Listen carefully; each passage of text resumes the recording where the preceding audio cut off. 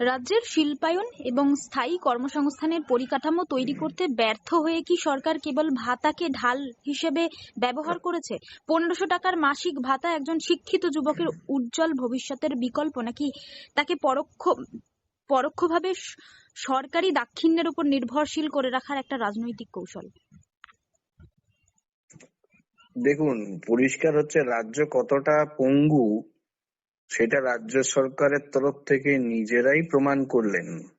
কারণ আমি ভাতা দিচ্ছি অথচ রাজ্যের শিল্পায়ন যখন নেই, বেকার যুবকদের কাজ দেওয়ার কমিটমেন্ট রাজ্যের চৌর্যবৃত্তি করা মুখ্যমন্ত্রী করেছিলেন, কিন্তু সেটা দিতে পারেনি। কোনো কারণে তিনি ফেইলিওর, কোনো কারণে না, একদমই ফেইলিওর।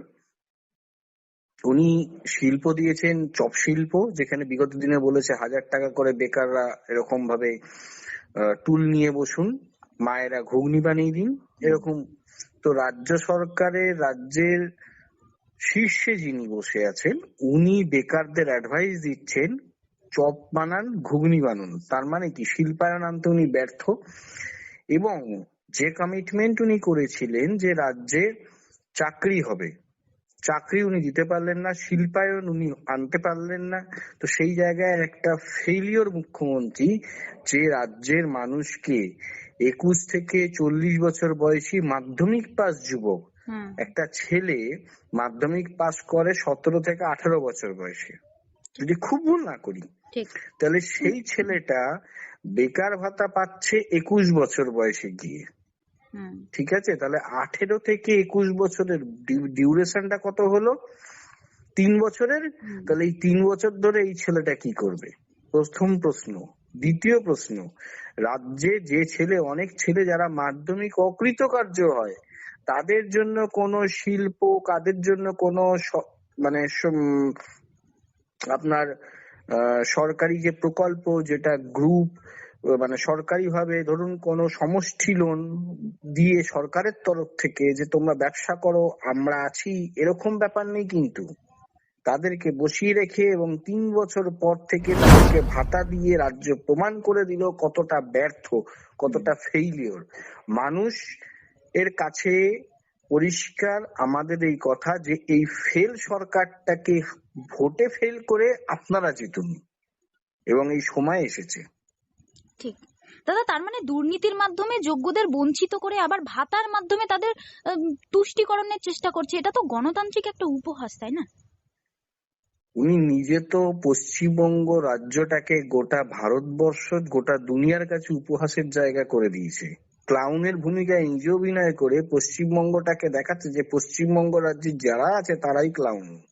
বিগত দিনে আপনারা দেখেছেন উনি যখন লন্ডন সফরে গেলেন লন্ডনে, কিন্তু হাতে লণ্ঠন ধরে দেশে ফিরলেন, তখন পশ্চিমবঙ্গ পেছনের দিকে হাঁটলো। তারপরে তার পরবর্তী সময় আপনারা দিল্লিতে গিয়ে দেখলেন উনি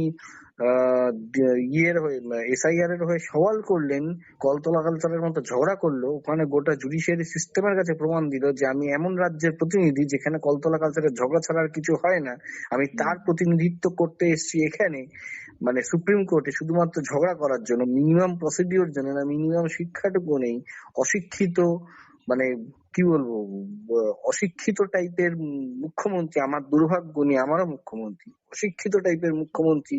চেয়ারে বসলে যা হয়, যোগ্যরা মানে নিচে থাকবে এবং অযোগ্যরা শীর্ষে, কারণ মেন মাথায় বসে আছে অশিক্ষিত মুখ্যমন্ত্রী। তো সেটা যোগ্যরা অবশ্যই ভাতাতেই সন্তুষ্ট, এটাই উনি ভাবছেন।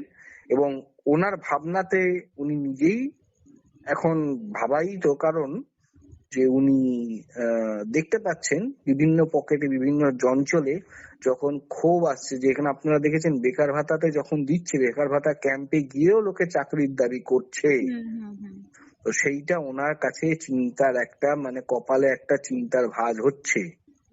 উনি সম্ভবত উনি আর আসছেন না, ওনার তরফ থেকে এই চিন্তাটা হয়ে গেছে। এবং আমাদের কাছে এই জায়গাটা খুব সুদৃঢ়, খুব দৃঢ় যে ওনাকে আর আনা যাবে না।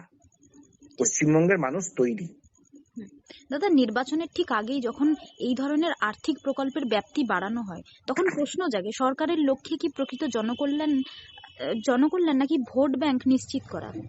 বেকারত্বের জ্বালা মেটানোর জন্য দীর্ঘমেয়াদী কলকারখানা বা বিনিয়োগ আনার বদলে কেন সাময়িক অনুদানকেই মাস্টার স্ট্রোক হিসেবে প্রচার করা হচ্ছে? তবে প্রথম কথা হচ্ছে, নির্বাচনের আগে এসব করে রাজ্যের সব থেকে বড় অলক্ষী বেকার যুবকদের উনি ভাবছেন রাজ্যের চোর মমতা যে বিশাল কিছু করে দেব, বিশাল ভোট ব্যাংক নিয়ে নেব।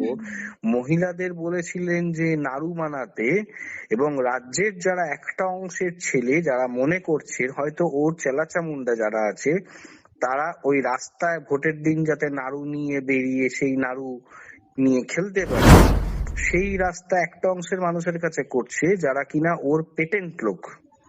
আবার একটা অংশের কাছে এই বেকার ভাতাটা তারা নিতেও চাইছে না, তারা বেকার ভাতা নিতে গিয়ে তারা ওখানে বিক্ষোভ দেখাচ্ছেন যে আমাদের চাকরি চাই, শিল্পায়ন চাই।